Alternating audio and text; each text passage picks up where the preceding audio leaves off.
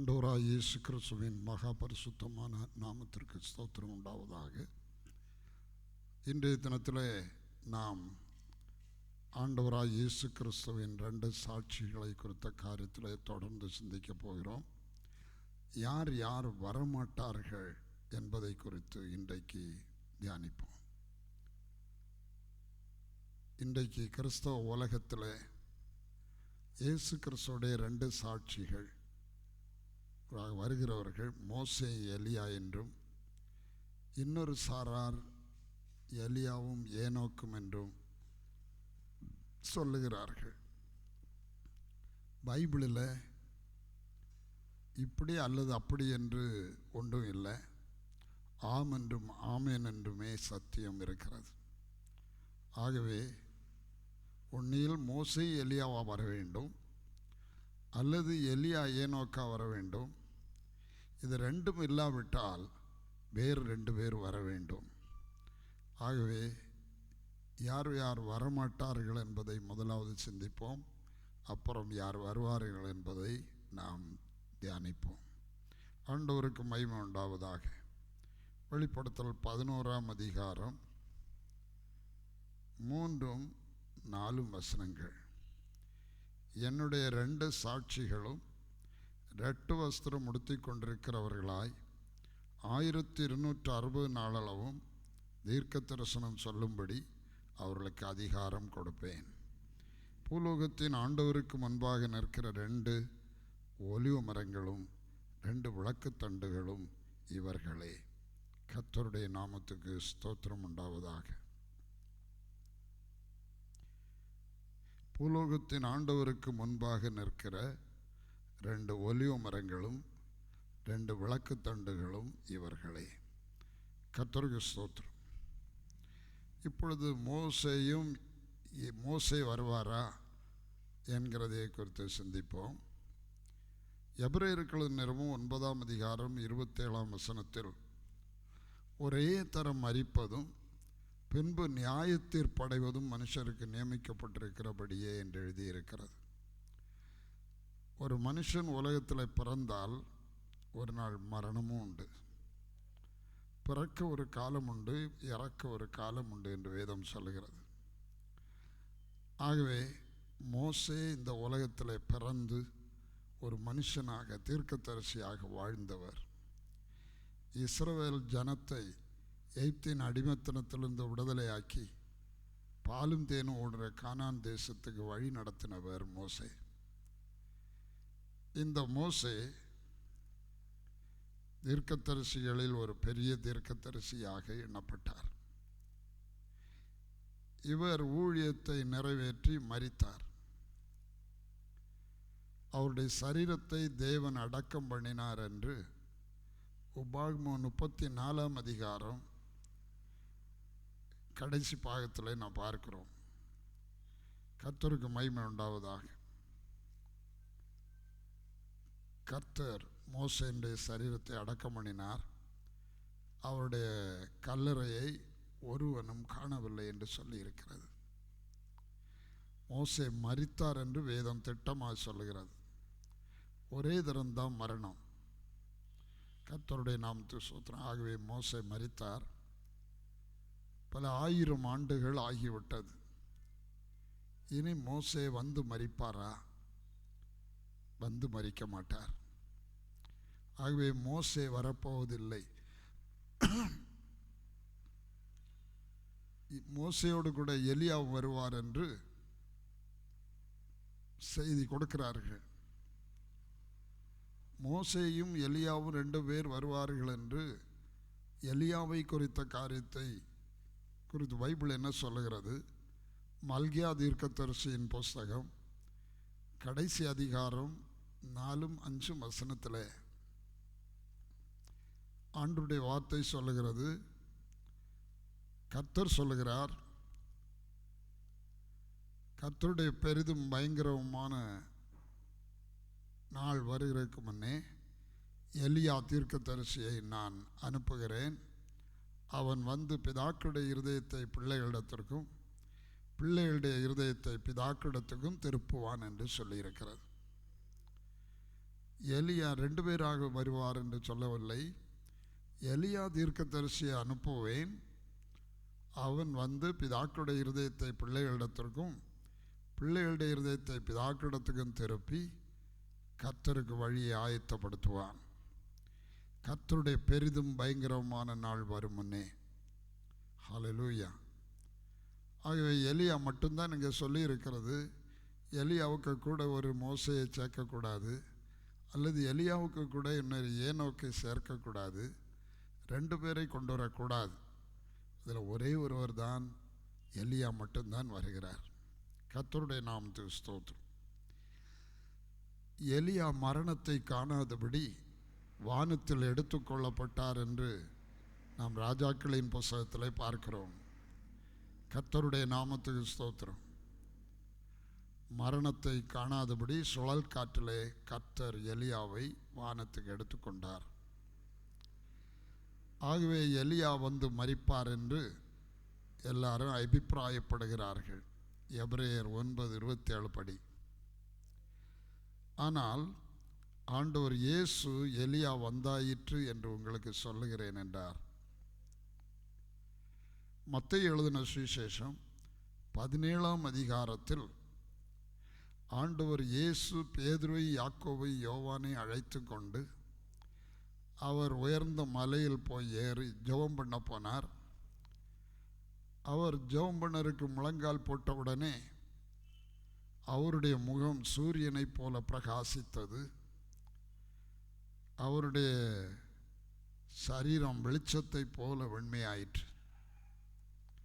உடனே இந்த நேரத்தில் மோசே, எலியாவும் அங்கே வந்து இயேசு கிறிஸ்துவோடு பேசுகிறவர்களாக காணப்பட்டார்கள். கர்த்தருடைய நாமத்துக்கு ஸ்தோத்திரம். உடனே பேதுரு, நாம் இங்கே இருப்பது நல்லது, மோசைக்கு ஒரு கூடாரம், எலியாவுக்கு ஒரு கூடாரம், இயேசுவுக்கு ஒரு கூடாரமாக 3 கூடாரங்களை போட்டு நாம் இங்கே இருப்பது நல்லது என்று சொன்னார். உடனே கர்த்தருடைய நாமத்துக்கு ஸ்தோத்திரம், ஒரு ஒளி மேகம் வந்து இயேசு கிறிஸ்துவையும் இவர்களையும் நிழலிட்டது. அந்த ஒளி மேகத்திலிருந்து ஒரு சத்தம் தொனித்தது, இவர் என்னுடைய நேசகுமாரன், இவரில் பிரியமாயிருக்கிறேன், இவருக்கு செவி கொடுங்கள் என்று ஒரு சத்தம் தொனித்தது. கர்த்தருடைய நாமத்துக்கு ஸ்தோத்திரம் உண்டாவதாக. இப்படி அவர்கள் சத்தம் கேட்டு நிமிர்ந்து பார்க்கும்போது இயேசு கிறிஸ்துவை தவிர வேறு ஒருவரையும் காணவில்லை. அப்புறம் அவர்கள் 4 பேரும் மலையிலிருந்து இறங்கி கீழே வரும்போது பேதுரு ஒரு விஷயத்தை புரிந்து கொண்டவராக இயேசுவிடம் கேட்டார், ஆண்டவரே, காரியம் இப்படியானால் எலியா முந்தி வந்து எல்லாவற்றையும் சீர்படுத்துவான் என்று வேதபாரரும் பரிசேரும் சொல்கிறார்களே, அது எப்படி என்று கேட்டார்.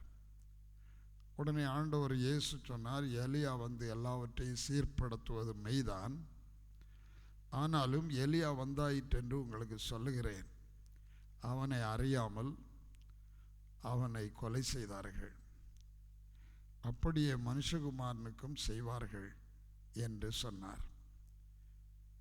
மத்தேயு 17ஆம் அதிகாரத்தின் தொடக்க பாகங்களில் அது இருக்கிறது. கர்த்தருடைய நாமத்துக்கு ஸ்தோத்திரம் உண்டாவதாக. பேதுருவுக்கு திடீரென்று அப்படியானால் என்று ஒரு காரியம் சொல்ல தோன்றின காரணம், கர்த்தருடைய பெரிதும் பயங்கரமான நாள் வரும் முன்னே எலியா தீர்க்கதரிசி வர வேண்டும். அந்த பெரிதும் பயங்கரமான நாளிலே உலகத்தை நியாயந்தீர்க்க வரப்போவது இந்த இயேசுதான் என்று பேதுரு தான் கண்ட காட்சிகளை வைத்து புரிந்து கொண்டார். இவங்க 3 பேரும் 3 1 4 பேர், இயேசுவும் பேதுருவும் யாக்கோபும் யோவானும் 4 பேர் மலை உச்சிக்கு ஏறினார்கள். ஏறும்போது சாதாரண மனிதராகத்தான் 4 பேரும் ஏறி சென்றார்கள். இயேசு முழங்காலிட்டு ஜெபிக்க தொடங்கின உடனே இயேசுடைய முகம் சூரியனைப் போல பிரகாசித்தது, சரீரம் வஸ்திரத்தைப் போல வெளிச்சமாயிற்று, வெளிச்சத்தைப் போல வெளிச்சமாயிற்று. கர்த்தருக்கு ஸ்தோத்திரம். அப்பொழுது மோசே எலியாவும் வந்து இயேசுவோடு பேசுகிறவர்களாக காணப்பட்டார்கள். மூன்றாவது மகிமை, ஒளி உள்ள மேகம் இயேசுவின் மேல் நிழலிட்டது. அவர்கள் எல்லார் மேலும் நிழலிட்டது. மரித்த மோசே இங்கே இயேசுவோடு பேசுகிறவராக காணப்படுகிறார். இயேசு மறுரூபமான போது முதலாவது மனித மகிமையிலே மனிதர்களாக ஏறி சென்றார்கள். இப்பொழுது இயேசுடைய முகம் மறுரூபமான போது மரித்த மோசே அங்கே வந்து நிற்கிறவராக காட்சி கொடுக்கிறார். அதாவது தூதர் மகிமையில் மோசே இருக்கிறார். மரித்த பரிசுத்தவான்கள் அவர்கள் தூதர் மகிமையோடு தேவ சமூகத்தில் இருக்கிறார்கள். ஆகவே மோசே தூதர் சரீரத்தோடு இயேசுவோடு பேசினார். கர்த்தருடைய நாமத்துக்கு ஸ்தோத்திரம். இது இரண்டாவது மகிமை, இயேசு கிறிஸ்துவுடைய இரண்டாவது மகிமை. இயேசு கிறிஸ்துவுடைய மூன்றாவது மகிமை, வெளிச்சம் வந்து ஒளி மேகம் வந்து அவர் மேல் நிழலிட்டது. உடனே இவர் என்னுடைய நேசகுமாரன், இவரில் பிரியமாயிருக்கிறேன் என்று இவருக்கு செவி கொடுங்கள் என்று சொல்லுகிற சத்தம் அந்த மேகத்திலிருந்து வந்தது. நம்முடைய ஆண்டவருக்கு மூன்று மகிமை உண்டு. ஒன்று மனிதர் மகிமை, இன்னொன்று தூதர் மகிமை, இன்னொன்று தேவ மகிமை. மனிதர் மகிமையில் அவர் இயேசுவாக ஒரு மனித குமாரனாக அவர் பிறந்தார். தூதர் மகிமையில் அவர் மரித்து உயிர்த்தெழுந்து கிறிஸ்துவாக தூதனானவராக அவர் விளங்கினார். கர்த்தருடைய நாமத்துக்கு ஸ்தோத்திரம். மூன்றாவதாக அவருக்கு தேவ மகிமை. கர்த்தராக அவரே தேவன், கர்த்தரே தேவன், கர்த்தரே தேவன். இயேசுவாக ஒரு மனிதன், கிறிஸ்துவாக ஒரு தூதன், கர்த்தராக ஒரு தேவன். இந்த மூன்று மகிமையும் உடையவர் தான் நம்முடைய கர்த்தராகிய இயேசு கிறிஸ்து. ஹல்லேலூயா. கர்த்தருடைய நாமத்துக்கு ஸ்தோத்திரம் உண்டாவதாக. இந்த காட்சிகளை கண்ட பேதுருவுக்கு இவர்தான் உலகத்தை நியாயந்தீர்க்க வரப்போகிற நியாயாதிபதியாகிய கர்த்தர் அல்லது பிதா என்கிற ஒரு அறிவு பேதுருவுக்கு உண்டாயிற்று. ஏனென்றால் 1 பேதுரு 1ஆம் அதிகாரத்தில் 17ஆம் வசனத்தில் அவர் பட்சபாதம் இல்லாமல் அவனவன் கிரியைகளுக்கு தக்கதாக அவர் நியாயத்தீர்ப்பு கொடுக்கிறவரை நாம் பிதாவாக தொழுது கொண்டு வருகிறோம் என்று சொல்லப்பட்டிருக்கிறது. ஆகவே நியாயத்தீர்ப்பு கொடுக்கிற பெரிதும் பயங்கரமான நாளில் நியாயத்தீர்ப்பு கொடுக்க வரப்போகிறவர் இவர்தான், இயேசுதான் என்கிற ஒரு மெய்யான அறிவு பேதுருவுக்கு உண்டாயிற்று. மனிதராக போனார்கள், தூத மகிமையில் இயேசுவை கண்டார்கள். மூன்றாவது மகிமையில் அவரை தேவனாக அப்போஸ்தலர்கள் கண்டார்கள், அறிந்தார்கள். ஆகவே தான் கீழே இறங்கி வரும்போது, ஆண்டவரே காரியம் இப்படியானால் எலியா வந்து எல்லாவற்றையும் சீர்படுத்த வேண்டும் என்று வேதபாரகர் பரிசேயர் சொல்லுகிறார்களே, அது எப்படி என்று கேட்டார். இயேசு சொன்னார், எலியா வந்து எல்லாவற்றையும் சீர்படுத்துவது மெய்தான், ஆனால் அவன் வந்தாயிற்று என்று சொன்னார். அவனை அறியாமல் தங்களுக்கு இஷ்டமானபடி அவனுக்கு செய்தார்கள், அப்படியே மனுஷகுமாரனுக்கும் செய்வார்கள் என்று சொன்னார். கர்த்தருக்கு மகிமை உண்டாவதாக. ஆகவே எலியா வந்தாயிற்று என்பது அப்போஸ்தலர்களுக்கு நல்ல தெளிச்சலாயிற்று. இயேசு யோவான் ஸ்நாபனை குறித்து தான் அப்படி சொன்னார் என்று அவர்கள் அறிந்து கொண்டார்கள் என்று கீழ வசனத்தில் இருக்கிறது. மத்தேயு 11:14 ஆண்டவர் இயேசு சொன்னார், நீங்கள் ஏற்றுக்கொள்ள மனதாயிருந்தார் வருகிறவனாகிய எலியா இவன் தான். நீங்கள் ஏற்றுக்கொள்ள மனதாயிருந்தால் வருகிறவனாகிய எலியா இவன் தான். அதுபோல அவர்கள் ஏற்றுக்கொள்ள மனதாயிருந்தால் உலகத்தை நியாயந்தீர்க்க வரப்போகிற தேவன் இயேசு கிறிஸ்துதான். அல்லேலூயா, கர்த்தருக்கு மகிமை உண்டாவதாக. எலியா வந்தாயிற்று என்று இயேசு திட்டவட்டமாய் சொன்னார். ஆகவே எலியாவும் வந்து அல்லேலூயா யோவான் ஸ்நாபகனாக மரித்தாய்விட்டது. சகரியாவுக்கும் எலிசபெத்துக்கும் மகனாய் பிறந்ததுதான் யோவான் ஸ்நாபகன். எலியாவின் ஆவியும் பலமும் உள்ளவனாய் அவன் எலியாவின் ஆவியினால் நிரப்பப்பட்டு எலியாவை போல சரீரத்தில் ஒட்டக மயிர் உடையை தரித்து அறையிலே வார்க்கச்சை கட்டி கொண்டு வெட்டுக்கிளியும் காட்டுத்தேனும் சாப்பிட்டு கொண்டு அவன் வனாந்திரங்களில் கடந்தான்.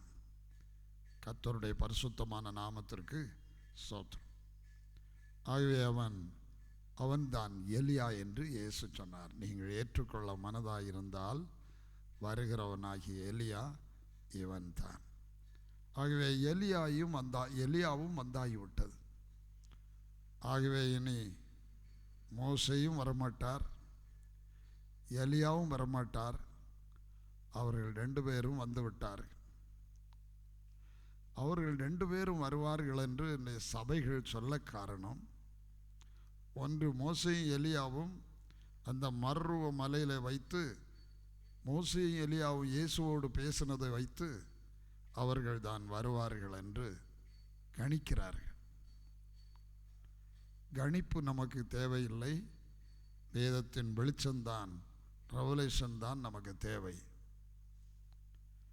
அது மட்டுமல்ல, வெளிப்படுத்தல் 11 அவர்கள் தண்ணீரை இரத்தமாய் மாற்ற அவர்களுக்கு அதிகாரம் உண்டு என்று சொல்லப்பட்டிருக்கிறது. மழை பெய்யாதபடிக்கு வானத்தை அடைக்க அவர்களுக்கு அதிகாரம் உண்டு. அவர்கள் தண்ணீர்களை இரத்தமாக மாற்றவும் தங்களுக்கு வேண்டும் போதெல்லாம் பூமியை சகலவித வாதைகளால் வாதிக்க அவர்களுக்கு அதிகாரம் உண்டு என்று சொல்லியிருக்கிறது. ஆகவே தண்ணீரை இரத்தமாய் மாற்றினது மோசே, அக்கினியை இறக்கினவர் எலியா. அக்கினியினால் உத்தரவருளும் தெய்வமே தெய்வம் என்று சொல்லி எலியா ஜபித்த போது அக்கினி இறங்கினது. ஆகவே மோசே எலியாவும் தான் தண்ணீரை இரத்தமாய் மாற்றினதும் அக்கினி இறங்க பண்ணினதும். ஆகவே அவர்கள் 2 பேர்தான் வருவார்கள் என்று கணித்து திட்டமாய் போதித்து கொண்டிருக்கிறார்கள். ஆனால் இவர் 2 பேரும் வரமாட்டார்கள் என்று வேதம் திட்டமாய் தெளிவாய் நமக்கு போதிக்கிறது. அடுத்த ஒரு நம்பிக்கை, எலியாவும் ஏனோக்கும் வருவார்கள் என்று சில சபைகள், முக்கியமான சபைகள், உலகம் முழுவதும் பரம்பி இருக்கிற பெந்தைக்கோஸ்தே சபை சொல்லுறது ஏனோக்கும் எலியாவும் வருவார்கள் என்று. ஒரே தரம் மரிப்பதும் பின்பு நியாய தீர்ப்படைவது நியமிக்கப்பட்டிருக்கிறது என்று எழுதியிருக்கிறபடி அவர்களுடைய பார்வையில் யோவான் ஸ்நாபகன் எலியா அல்ல என்கிற எண்ணத்தினாலே எலியா சாவை காணாமல் சுழல் காற்றிலே வானத்தில் எடுத்துக்கொள்ளப்பட்டாராகவே எலியா வருவார் என்றும், ஏனோக்கு மரணத்தை காணாமல் வானத்தில் எடுத்துக்கொள்ளப்பட்டார் என்று நாம் வாசிக்கிறோம். கர்த்தருக்கு ஸ்தோத்திரம், ஹல்லேலூயா, கர்த்தருக்கு மகிமை உண்டாவதாக. ஏனோக்கு வானத்துக்கு எடுத்துக்கொள்ளப்பட்டவர், மரணத்தை காணாமல் அவர் எடுத்துக்கொள்ளப்பட்டார் என்று வேதத்தில் எபிரேயர்கள் நிருபம் 11 நாம் அங்கே வாசிக்கிறோம். கர்த்தருடைய நாமத்துக்கு ஸ்தோத்திரம் உண்டாவதாக. ஆகவே எலியாவும் ஏனோக்கும் வருவார்கள் என்று கணிக்கிறார்கள். கணிப்பு ஒருபோதும் சரியல்ல.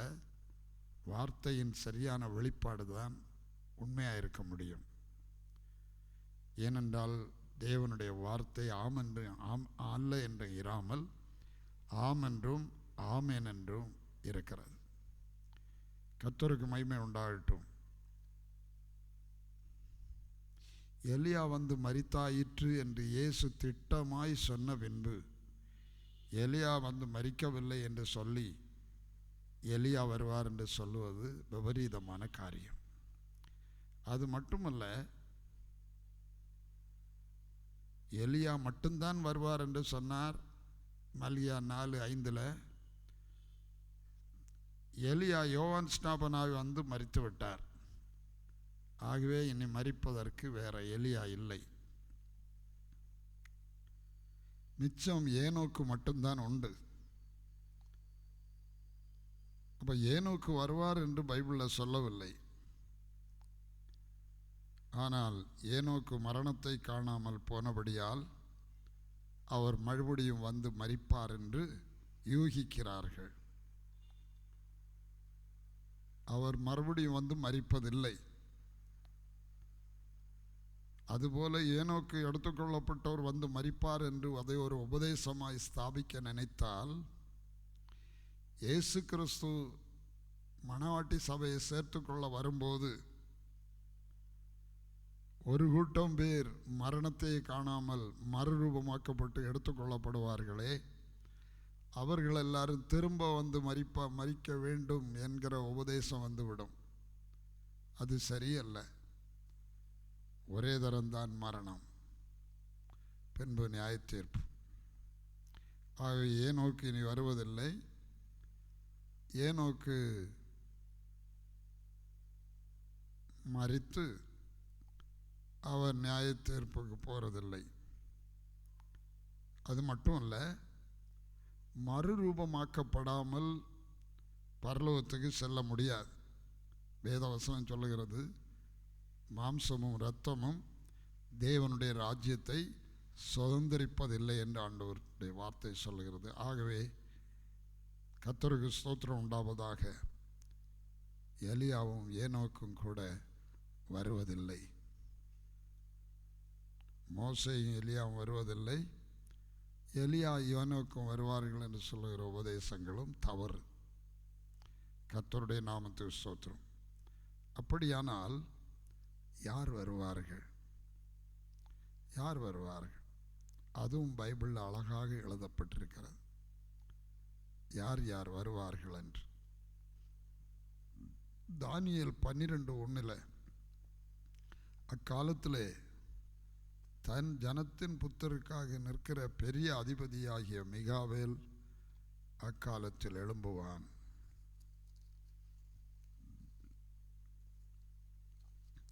தன் ஜனத்தின் புத்தருக்காக நிற்கிற பெரிய அதிபதியாகிய மிகாவேல் எழும்புவான் என்று சொல்லியிருக்கிறது.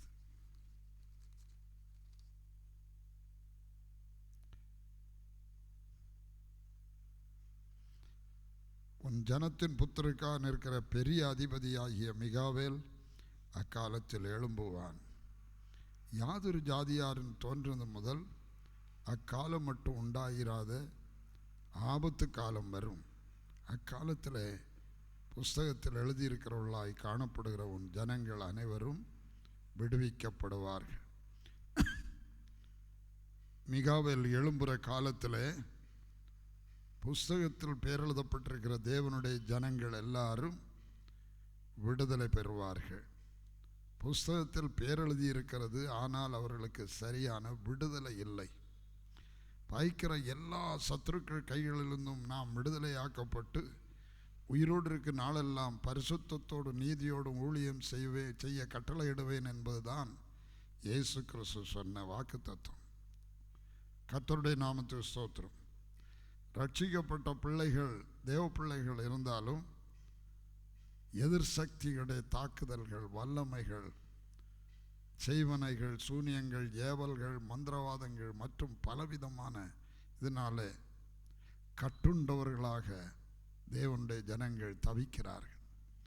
எகிப்தின் அடிமைத்தனத்தில் இஸ்ரவேல் ஜனம் அடிமைத்தனத்தில் தவித்தது போல இஸ்ரவேலர் தான், ஆபிரகாமின் சந்ததியார்தான், ஆனால் அடிமைத்தனத்திலிருந்து தவிக்கிறார்கள். அதுபோல தேவனுடைய பிள்ளைகள் தான், ஆபிரகாமின் சந்ததியார்தான், இயேசுவின் இரத்தத்தினால் மீட்கப்பட்டவர்கள்தான். கர்த்தருடைய நாமத்துக்கு ஸ்தோத்திரம். ஆனாலும் சரியான விடுதலை இல்லாமல் தவித்து கொண்டிருக்கிற தேவ ஜனத்தை இன்றைக்கு நாம் உலகத்தில் காண்கிறோம். மிகாவேல் எழும்புகிற காலத்தில் அவர்கள் எல்லாரும் விடுதலை ஆக்கப்படுவார்கள் என்று சொல்லியிருக்கிறது. கர்த்தருடைய நாமத்துக்கு ஸ்தோத்திரம். 1 தெசலோனிக்கேயர் 4:16 கர்த்தர் தாமே ஆரவாரத்தோடும் பிரதான தூதனுடைய சத்தத்தோடும் தேவ எக்காலத்தோடும் வானத்திலிருந்து இறங்கி வருவார் என்று கூறியிருக்கிறது. கர்த்தர் தாமே ஆரவாரத்தோடும் பிரதான தூதனுடைய சத்தத்தோடும் தேவ எக்காலத்தோடும் வானத்திலிருந்து இறங்கி வருவார். மிகாவேல காலத்தில் எழும்புவான். எதற்காக எழும்புவான்? தேவ ஜனத்தின் விடுதலைக்காக. பிரதான தூதனுடைய சத்தம் வரும்போது, சத்தம் என்றால் செய்தி என்று பொருள். வனாந்திரத்தில் கூப்பிடுடைய சத்தம் என்றால் இந்த யோவான் ஸ்நாபகனுடைய செய்தி என்று பொருள்.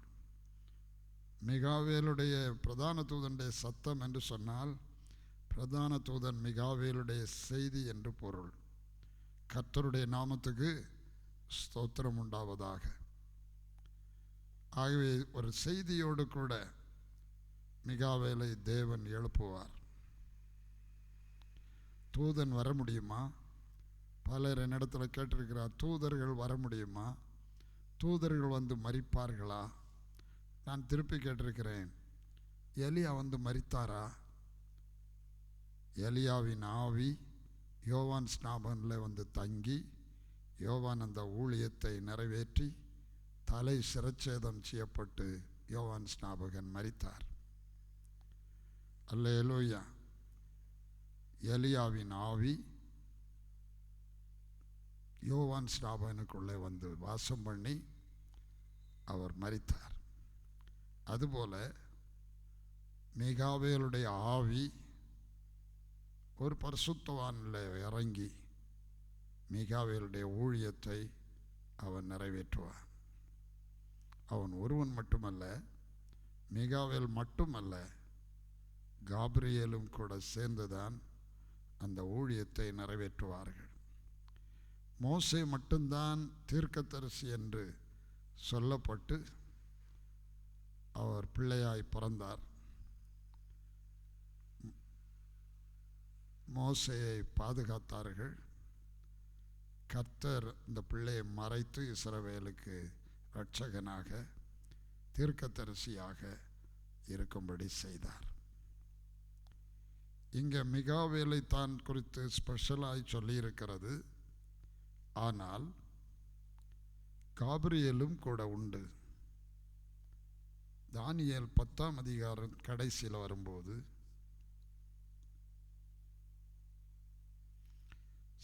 கடைசி வசனத்தில் முந்தின 20ஆம் வசனம் 20-21 அப்பொழுது அவன், நான் உன்னிடத்திற்கு வந்த காரணம் என்ன என்று உனக்கு தெரியுமா? இப்பொழுது நான் பெர்சியாவின் பிரபுவோட யுத்தம் பண்ண திரும்பி போகிறேன். நான் போன பின்பு கிரேக்க தேச அதிபதி வருவான். சத்திய எழுத்தில் கண்டிருக்கிறதை நான் உனக்கு தெரிவிப்பேன். இது சொல்லுகிறது காபிரியேல். சத்திய எழுத்தில் கண்டிருக்கிறதை நான் உனக்கு தெரிவிப்பேன். உங்கள் அதிபதியாகிய மிகாவேலை தவிர என்னோட கூட அவர்களுக்கு விரோதமாய் பலங்கொள்ளுகிற வேறொருவரும் இல்லை. என்னோடு கூட சாத்தான் கிரேக்க தேச அதிபதியாக வரும்போது அவனுக்கு விரோதமாய் பலங்கொள்ள மிகாவேலை தவிர வேறு ஒருவரும் இல்லை என்று காபிரியேல் சொல்லுகிறார். அல்லேலூயா. அப்போ காபிரியேலோடு கூட மிகாவேலும் சேர்ந்து அவர்கள் 2 பேரும் தான் கிரேக்க தேச அதிபதியை முறியடித்து தேவஜனத்தை விடுவிப்பார்கள். கிரேக்க தேச அதிபதியாக சாத்தான் வருகிறது என்று சொன்னால் யூதர் அடையாளத்தை தேடுகிறார்கள், கிரேக்கர் ஞானத்தை தேடுகிறார்கள் என்று ரோமர் 1ஆம் அதிகாரத்தில் நாம் வாசிக்கிறோம். ரோமர் 1ஆம் அதிகாரத்தில் அங்கே சொல்லப்பட்டிருக்கிறது. கர்த்தருடைய நாமத்துக்கு ஸ்தோத்திரம்.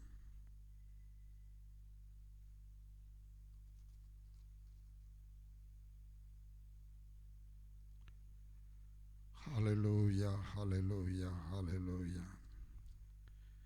யூதர் அடையாளத்தை தேடுகிறார்கள், கிரேக்கர் ஞானத்தை தேடுகிறார்கள். நாங்களோ சிலுவையில் அறையுண்ட இயேசு கிறிஸ்துவை நாங்கள் பிரசங்கிக்கிறோம் என்று அப்போஸ்தலனாகிய பவுல் எழுதுகிறார். கர்த்தருடைய நாமத்துக்கு ஸ்தோத்திரம் உண்டாவதாக. ஆகவே யூதர் அடையாளம் கண்டுதான் அவர்கள் நம்புவார்கள். ஆனால் கிரேக்கர் ஞானம், அவங்க சொல்லுகிறதுல ஞானம் இருக்கிறதா, அறிவு இருக்கிறதா, அறிவுக்கு பொருந்துமா? இப்போ இயேசு கன்னிமரியாளின் வயிற்றில் பரிசுத்தாவியினால் உற்பவித்து பிறந்தார் என்று சொன்னால் கிரேக்கர் தர்க்கிப்பார்கள், அது எப்படி நடக்கும்? ஒரு புருஷன் மனைவி சேர்ந்துதான் அவர்களுக்கு தான் ஒரு பிள்ளை பிறக்க முடியும். அது இல்லாமல் ஒரு குழந்தை எப்படி பிறக்க முடியும்? அது கிரேக்கருடைய தத்துவ ஞானம். அதுபோல விசுவாசத்தினாலே தெய்வீக சுகம், விசுவாசத்தினால நடக்கிற அநேக காரியங்களை குறித்து கிரேக்கர் தர்க்கிப்பார்கள். ஏனென்றால் கிரேக்கர் ஞானத்தை தேடுகிறார்கள். ஹல்லேலூயா. ஆகவே கிரேக்கர் உலகத்தில் உள்ள தத்துவ ஞானத்தை கொண்டு தேவனை தேடுகிறவர்களாயிருப்பார்கள். அவர்கள் தங்கள் சுய ஞானத்தினாலே தேவனை அறியாதிருக்கையில் பைத்தியமாய் தோன்றுகிற பிரசங்கத்தினாலே விசுவாசிக்கிறவர்களை ரட்சிப்பது தேவனுக்கு பிரியமாயிற்று என்று சொல்லியிருக்கிறது. ஹல்லேலூயா. சுய ஞானத்தை கொண்டு தேவனை அறிய முடியாது, தெய்வீக ஞானங்களை அறிய முடியாது. கர்த்தருடைய பரிசுத்தமான நாமத்துக்கு ஸ்தோத்திரம். இப்போ கிரேக்கர் தத்துவ ஞானத்திலே நிற்கிறவர்கள். இந்த உலகம் இப்பொழுது தத்துவ ஞானத்திலே நிற்கிறது. உலக ஞானம் தேவனுக்கு பைத்தியமாக இருக்கிறது என்றும் தேவ ஞானம் உலகத்துக்கு பைத்தியமாக இருக்கிறது என்றும் வேதம் சுட்டி காட்டுகிறது. அல்லேலூயா. கர்த்தருக்கு மகிமை உண்டாவதாக. ஆகவே இந்த காலத்தில் சாத்தான் அறிவு வழியாக, அறிவுபூர்வமாக ஜனத்தை அவன் மயக்கி வைத்திருக்கிறான். கிரேக்க அதிபதியாக அவன் வந்து எல்லா ஜனங்களுக்கும் கல்வி அறிவை ஊட்டி அந்த கல்வி அறிவின் உச்சத்தில் போகும்போது ஜனங்களுக்கு விசுவாசத்தை அழித்து கொண்டிருக்கிறார். விசுவாசம் அழிந்து கொண்டிருக்கிறது. இயேசு சொன்னார், மனுஷகுமாரன் வரும்போது விசுவாசத்தை காண்பாரோ என்று சொன்னார். ஆம், விசுவாசம் உலக ஞானத்தினாலே அழிக்கப்படுகிறது. ஆண்டவர் சொன்னார், நீ விசுவாசித்தால் தேவனுடைய மகிமையை காண்பாய்.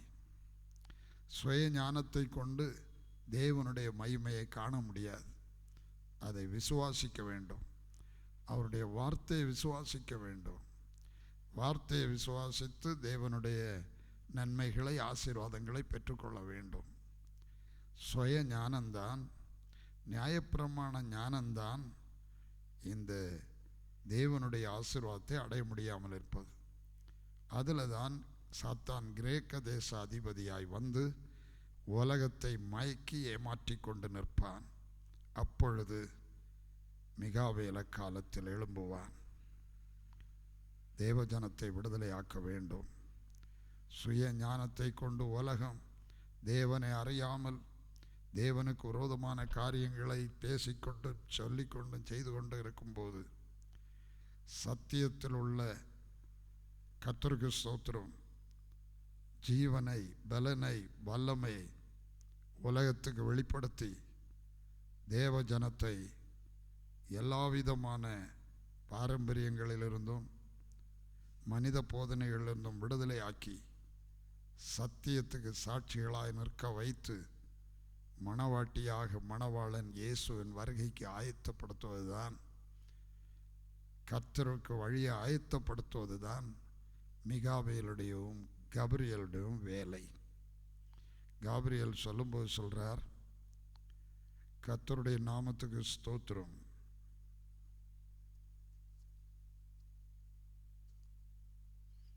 சத்திய எழுத்தில் கண்டிருக்கிறதை நான் உனக்கு தெரிவிப்பேன்.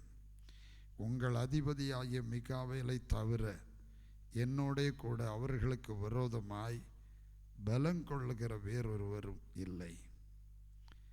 அப்போ கிரேக்க தேச அதிபதிக்கு விரோதமாய் இந்த உலக ஞானத்துக்கு எதிராய் எழும்பி நின்று சத்தியத்தை சத்தியமாய் கொடுத்து தேவ ஜனத்தை சத்தியத்தில் கொண்டு வந்து நிறுத்துவதற்கு மிகாவேலை தவிர வேறு ஒருவரும் இல்லை என்று சொல்லப்பட்டிருக்கிறது. கர்த்தருடைய நாமத்துக்கு ஸ்தோத்திரம். ஹல்லேலூயா. பின்னும் கூப்பிட்டு சொல்லென்ற ஒரு சத்தம் உண்டாயிற்று என்று ஏசாயா 40 நாம் வாசித்திருக்கிறோம். கர்த்தருடைய நாமத்துக்கு ஸ்தோத்திரம். பின்னும் கூப்பிட்டு சொல்லென்ற ஒரு சத்தம் உண்டாயிற்று. என்னத்தை கூப்பிட்டு சொல்லேன் என்றேன். அதற்கு மாம்சம் எல்லாம் புல்லை போலவும் அதன் மேன்மையெல்லாம் புல்லின் பூவை போல இருக்கிறது. கர்த்தரின் ஆவி அதன் மேல் ஊதும்போது புல் உலர்ந்து பூ உதிரும். ஜனமே புல், புல் உலர்ந்து பூ உதிரும். நமது தேவனுடைய வசனமோ என்றென்றைக்கு நிற்கும் என்பதையே சொல் என்று உரைத்தது. ஆகவே கர்த்தருக்கு வழியை ஆயத்தப்படுத்துகிற மிகாவேலின் ஊழியத்தில் எல்லாரும் வார்த்தை இடத்தில் வாருங்கள், வார்த்தைக்கு திரும்புங்கள் என்று அறைகூவதாக அது இருக்கும். வார்த்தையில்தான் விசுவாசம் வாசமாயிருக்கிறது. வார்த்தையில்தான் தேவனுடைய ஜீவன் இருக்கிறது. ஆகவே வசனம் என்றென்றைக்கு நிற்கும். வசனத்துக்கு எல்லாரும் திரும்பி வாருங்கள் என்று அழைக்கிறதாக மிகாவேலுடைய செய்தி இருக்கும். கர்த்தருடைய நாமத்துக்கு ஸ்தோத்திரம்.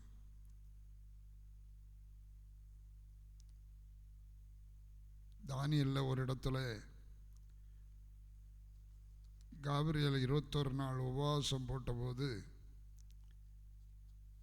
பெர்சியாவின் அதிபதி வந்து எதிர்த்தான். 21 நாளும் மட்டும் காபிரியலுக்கு பதில் வராமல் இருந்தது.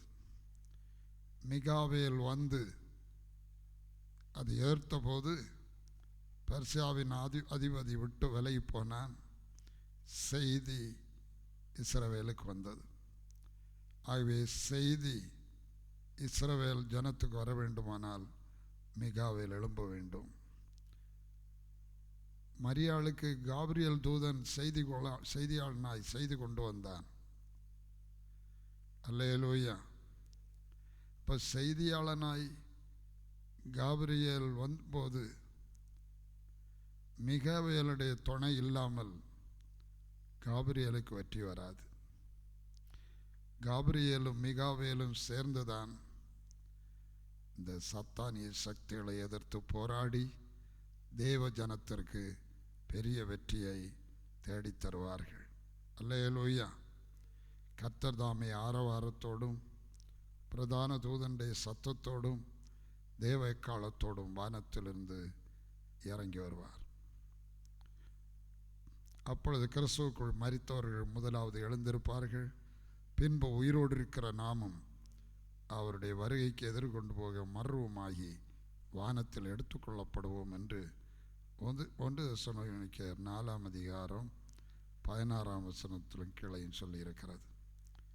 சாத்தானோடு யுத்தம் பண்ணுகிறது மிகாவேல். யூதாவின் புஸ்தகம் 9ஆம் வசனத்திலே தேவஜனத்துக்கு எதிராய் வலு சர்ப்பம் வந்து நிற்கும்போது, அல்லது மோசையுடைய சரீரத்தை குறித்து அவன் தர்க்கம் பண்ணின போது, மிகாவேல் தான் வந்து அங்கே வந்து சர்ப்பத்தை பார்த்து, ஹல்லேலூயா, கர்த்தர் உன்னை கடிந்து கொள்வாராக, எருசலேமை தெரிந்து கொண்ட கர்த்தர் உன்னை கடிந்து கொள்வாராக என்று சொல்லி அவனை விரட்டி அடித்தார். ஹல்லேலூயா. சபைக்கு எதிராக, சபைதான் ஆவிக்குரிய எருசலேம், சபைக்கு எதிராக நிற்கிற சாத்தானிய சக்திகள், இன்று போராடி கொண்டிருக்கிற எல்லா தீய சக்திகளையும் விரட்டி அடித்து தேவ ஜனத்திற்கு வெற்றியை கொடுப்பது மிகாவேலும் கபிரியலும் தான். அல்லேலூயா.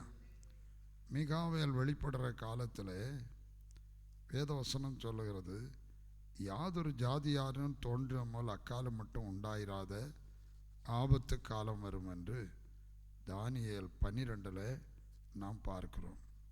கர்த்தருக்கு ஸ்தோத்திரம். யாதொரு ஜாதியாரும் தோன்றாமல் அக்காலம் மட்டும் உண்டாயிராத ஆபத்து காலம் வரும். அக்காலத்திலே புஸ்தகத்தில் எழுதியிருக்கிறவர்களாக காணப்படுகிற உன் ஜனங்கள் அனைவரும் விடுவிக்கப்படுவார்கள். மிகாவேல் எழும்பும்போது தேவ ஜனங்கள் எல்லாரும் விடுவிக்கப்படுவார்கள். கர்த்தருடைய நாமத்துக்கு ஸ்தோத்திரம். யாருக்காக? சபைக்காக. கர்த்தருடைய நாமத்துக்கு ஸ்தோத்திரம். 2 சாட்சிகள் வெளிப்படுவதே சபைக்காக என்று நாம் ஒரு செய்தியில் முந்தின நாளில் கொடுத்தோம். கர்த்தருடைய நாமத்துக்கு ஸ்தோத்திரம். யாதொரு ஜாதியாரும் தோன்றும் போல் அக்காலம் மட்டும் உண்டாயிராத ஆபத்து காலம் வரும். அக்காலத்திலே தான் மிகாவேல் எழும்புவான். ஆண்டவர் இயேசு மத்தேயு 24 ஹல்லேலூயா, உலகம் உண்டானது முதல் இதுவரையும் சம்பவித்திராததும் இது இனிமேலும் சம்பவியாதுமான கொடிய உத்திரவம் உண்டாயிருக்கும். அதைத்தான் மத்தேயு 25:6 நடுராத்திரி இதோ மணவாளன் வருகிறார், அவருக்கு எதிர்கொண்டு போக புறப்படுங்கள் என்கிற சத்தம் உண்டாயிற்று என்று சொல்லியிருக்கிறது.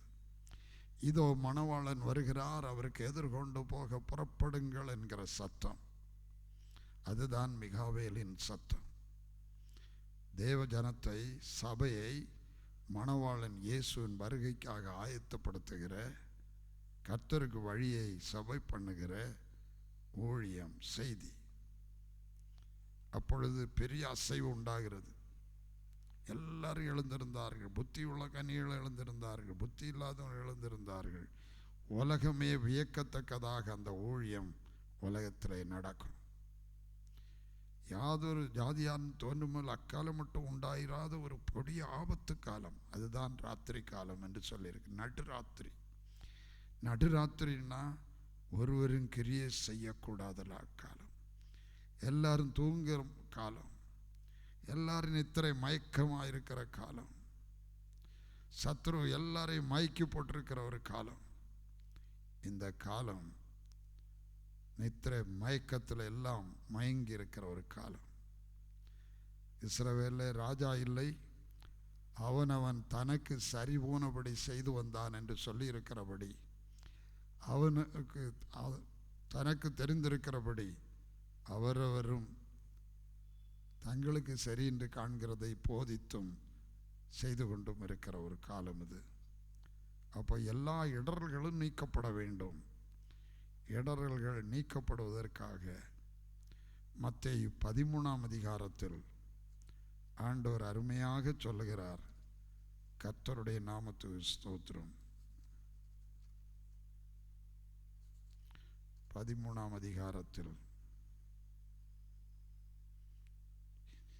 30ஆம் வசனத்தில், அறுப்பு காலத்தில் நான் அறுக்கிறவர்களை நோக்கி, முதலாவது களைகளை பிடுங்கி அவைகளை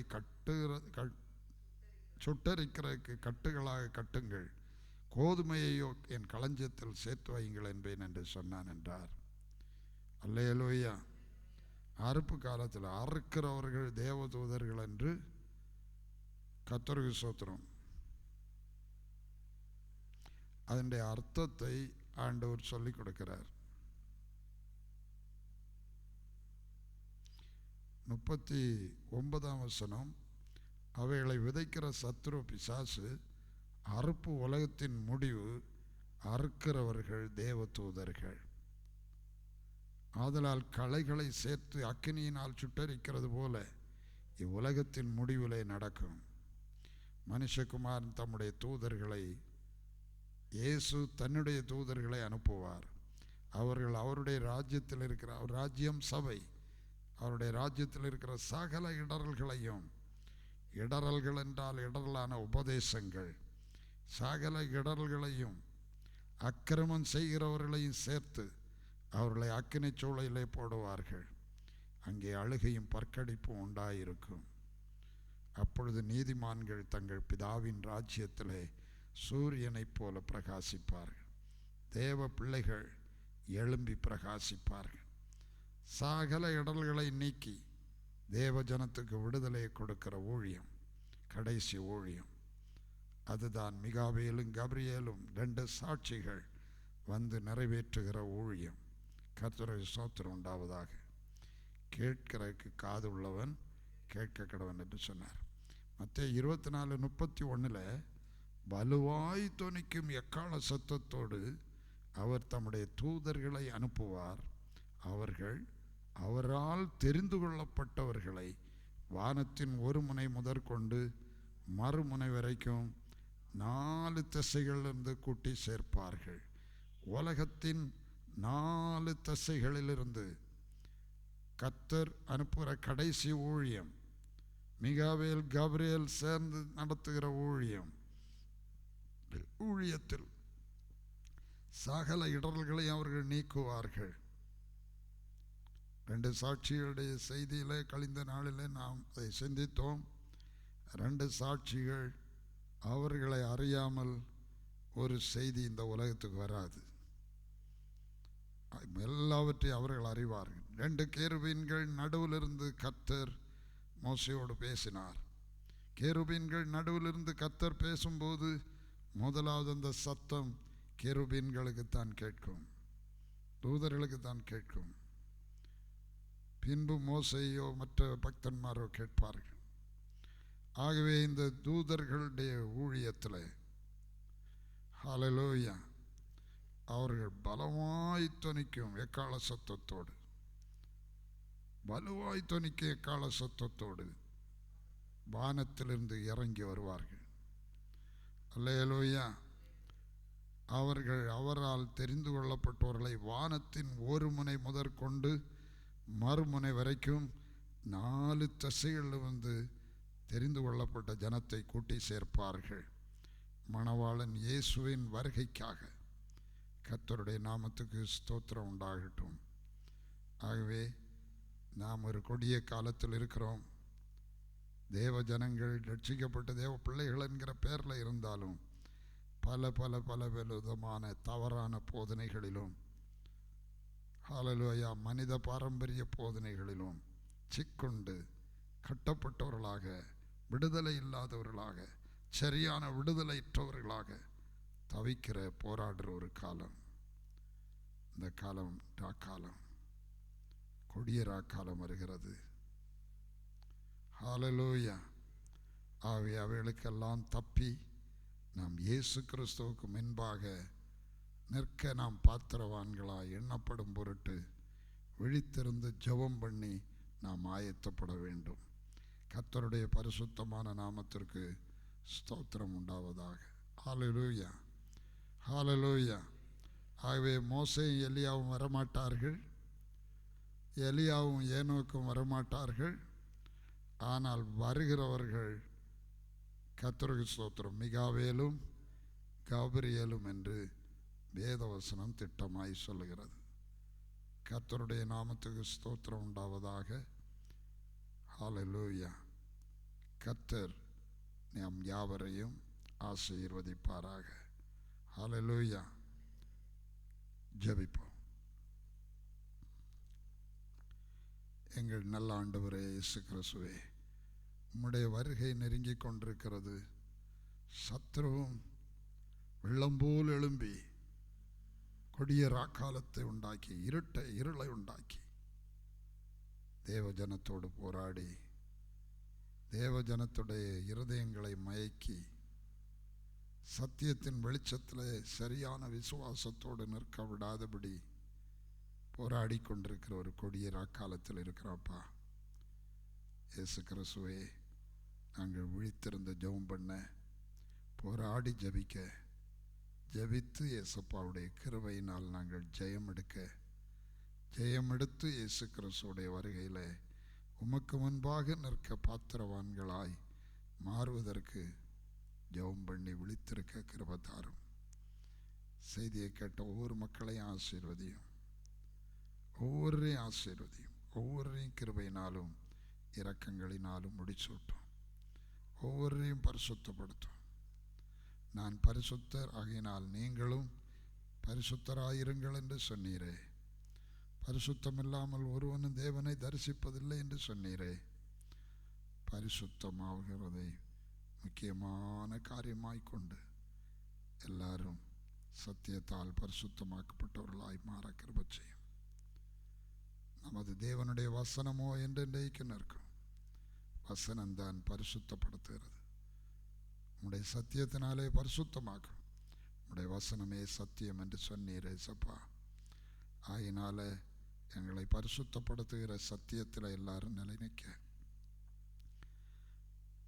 ஹல்லேலூயா எங்களுக்கு கிருபை தாரும். செய்தியை கேட்ட எல்லாருக்கும் கிருபை தாரும்.